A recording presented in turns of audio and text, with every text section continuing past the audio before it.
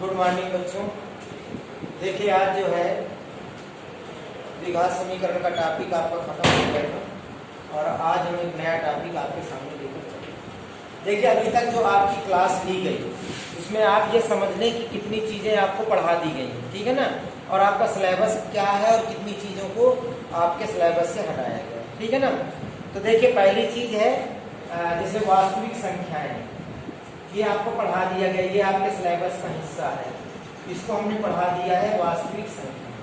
ये आपके सिलेबस में आएगा, आपकी परीक्षा में आएगा। इसके बाद जो दूसरा चैप्टर था बहुपद का, वो आपके सिलेबस में नहीं है, तो बहुपद हमने छोड़ दिया है।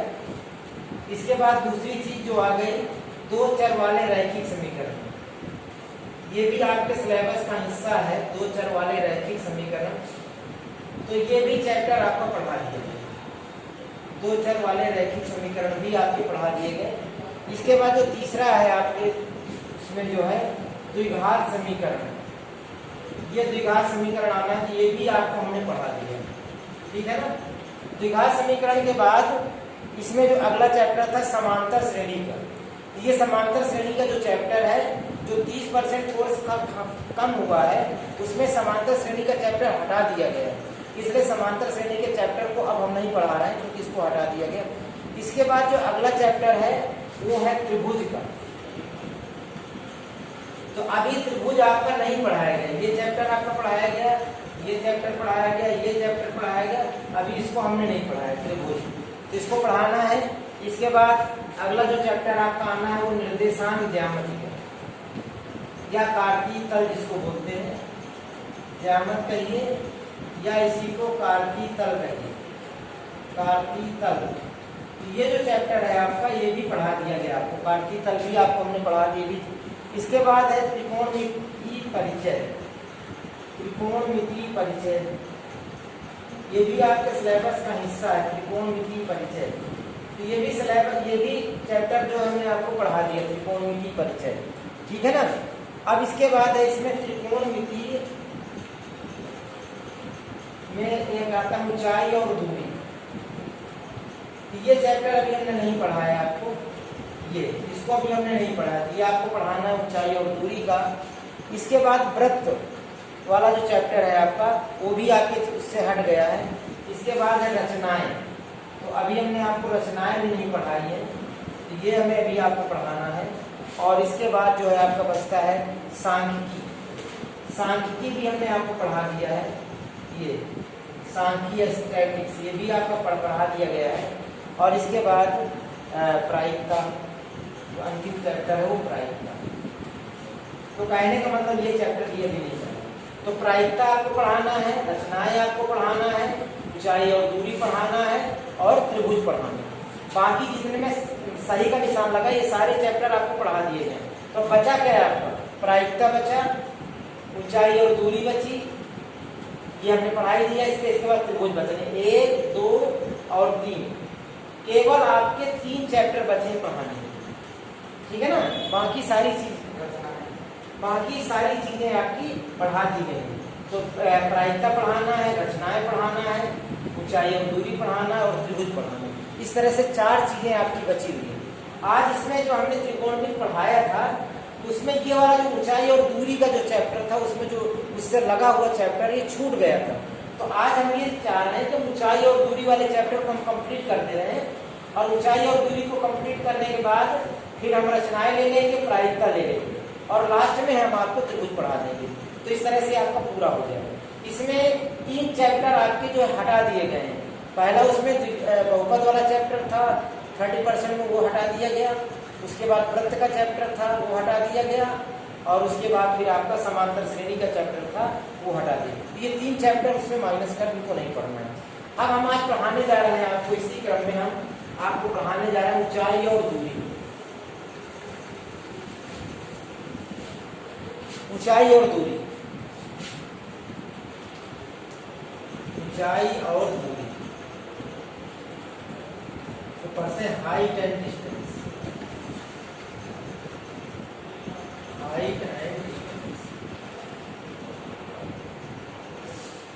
देखिए इस चैप्टर से आपका 4 या 5 नंबर का क्वेश्चन बनता है, 4-5 नंबर के क्वेश्चन इसमें आते हैं। अब चूंकि कोर्स कम हो गया है तो हो सकता है इससे ज़्यादा नंबर का भी आपसे पूछा जाए। हर चैप्टर में अब कुछ सवाल जो आएंगे वो ज़्यादा नंबर के पूछे जाएंगे, क्योंकि 30 माइनस सिलेबस आपका कम है। इसका मतलब है कि जो शेष उन चैप्टरों के जो सवाल थे वो अन्य चैप्टरों से आ सकते हैं, ठीक है ना। इसमें देखिए समझ लीजिए हाइट एंड डिस्टेंस में एक क्वेश्चन तो आपका इसमें 4 नंबर या 6 नंबर का आता है इसमें ज्ञात करने के लिए। देखिए इस चैप्टर के द्वारा हम ऊंचाई और दूरी निकालते हैं, ठीक है ना। या तो हम हाइट का परिकलन करते हैं या तो हम दूरी का परिकलन करते हैं, ठीक है ना। 2 चीजों के प्रयोग में इसको लिया जाता है, ठीक है ना। अब इसमें देखिए 2 चीजें। पहली चीज, इसमें 2 प्रकार के कोण होते हैं। एक होता है उन्नयन कोण, उन्नयन कोण होता है जिसको हम उन्नत कोण, कभी कभी इसको हम उन्नत कोण के नाम से भी जानते हैं, ठीक है ना। उन्नत कोण कहते हैं। उन्नयन कोण का ये क्या, उन्नत कोण कहेंगे। इसका मतलब क्या होता है? इसका मतलब ये होता है कि जैसे नीचे से ऊपर की तरफ हम किसी वस्तु को देखते हैं। मान लीजिए हम नीचे खड़े हैं, जमीन पर खड़े हैं और हम पेड़ को देख रहे हैं, पेड़ की चोटी को देख रहे हैं, तो जब हम नीचे से ऊपर की तरफ, जैसे मान लो यहाँ पर खड़े हैं और यहाँ से हम किसी पेड़ की चोटी को देख रहे हैं, तो ये जो कोण बनता है इसको कहते हैं उन्नयन कोण, या इसको उन्नत कोण भी कहा जाता है, ठीक है ना। नीचे से ऊपर की तरफ बना हुआ कोण जो होता है वो उन्नयन कोण या उन्नत कोण के नाम से जाना जाता है। दूसरा होता है इसमें अवनमन कोण। दूसरा इसमें होता है अवनमन कोण। ये क्या है? या इसको अवनत कोण भी कहते हैं, अवनत कोण, अवनमन कोण या अवनत कोण। ये क्या है? जब हम ऊपर से नीचे की तरफ किसी वस्तु को देखते हैं, मान लीजिए हम एरोप्लेन से जा रहे हैं और नीचे हम किसी मंदिर की चोटी को देख रहे हैं, या नीचे किसी खड़े हुए व्यक्ति को देख रहे हैं, या नीचे किसी पेड़ की चोटी की डाली को देख रहे हैं, तो इस तरह से ऊपर से नीचे की तरफ जो हम ऐसे देखते हैं, ये जो कोण ऊपर से हम नीचे की तरफ देखते हैं, ये जो कोण बनता है इसे हम अवनमन कोण या अवनत कोण कहते हैं, ठीक है ना। अब देखिए दोनों ही स्थितियों में, चाहे ये कोण, ये दोनों कोण आपस में बराबर होते हैं। क्यों बराबर होते हैं? मान लीजिए हम इधर की तरफ ऐसे देख रहे हैं और फिर हमने नीचे की तरफ देखा, तो एक रेखा आपकी ये AB है और ये रेखा आपकी CD है। ये 2 पैरेलल लाइंस हैं और इन 2 पैरेलल लाइंस को एक ट्रांसवर्सल लाइन कट कर रही है, तिर्यक रेखा काट रही है। तो आप जानते हैं कि जब 2 समांतर रेखाओं को कोई तिर्यक रेखा काटती है तो उनके एकांतर कोण बराबर हो जाते हैं। ये कोण और ये दोनों कोण एकांतर कोण होंगे, क्योंकि जितना ये कोण होगा इतना ये कोण होगा। इसलिए हम कह सकते हैं कि उन्नयन और अवनमन कोण बराबर हो जाए। यदि आपका उन्नयन कोण 30 अंश दिया गया है तो आपका अवनमन कोण भी 30 अंश हो जाएगा। यदि आपका अवनमन कोण 45 दिया गया है तो उन्नयन कोण 30 अंश हो जाएगा। ये समझ में आ गया? यदि उन्नयन कोण दिया गया है तो हम अवनमन कोण ज्ञात कर सकते हैं, और यदि अवनमन कोण दिया गया है तो हम उसका उन्नयन कोण निकाल सकते हैं। अब इसमें देखिए सवाल कैसे बनते हैं, उसको ध्यान से देखिए। पहला जो टाइप होता है वो 1 नंबर का सवाल आता है, ठीक है ना। टाइप फर्स्ट में, टाइप 1 जो होता है उसमें 1 नंबर का क्वेश्चन पूछा जाता है। और वो क्वेश्चन किस तरह का आता है? जैसे कहा गया, क्वेश्चन हमने ले लिया कि एक 10 मीटर ऊंचे खंबे की छाया जमीन पर पड़ती है। एक 10 मीटर ऊंचे खंबे की छाया जमीन पर पड़ती है।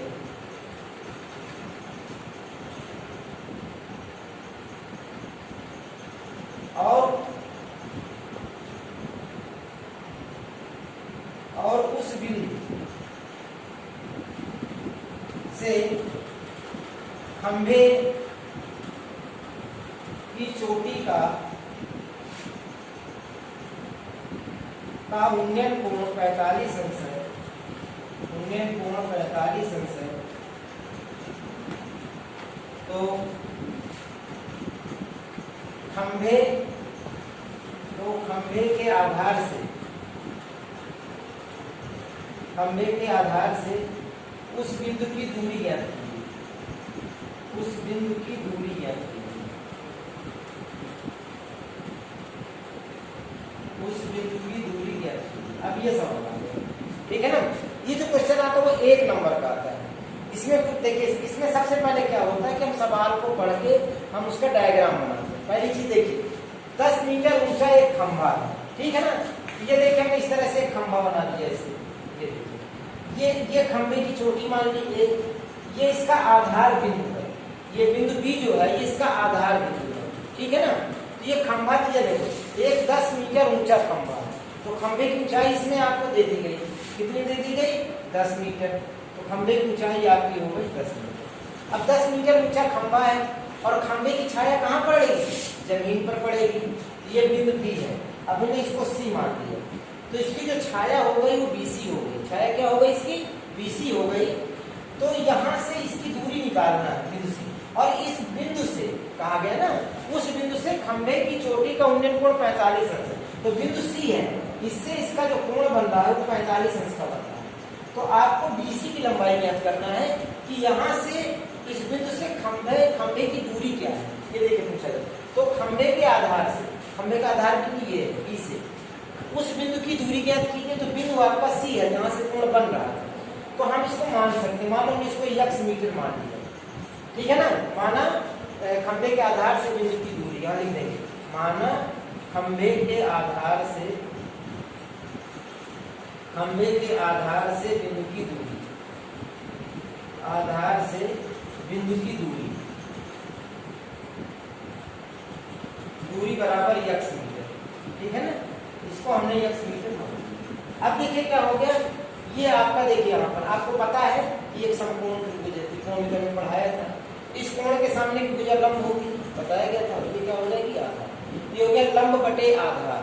तो लंब बटे आधार क्या होता है, tan थीटा, ये हमने बताया था।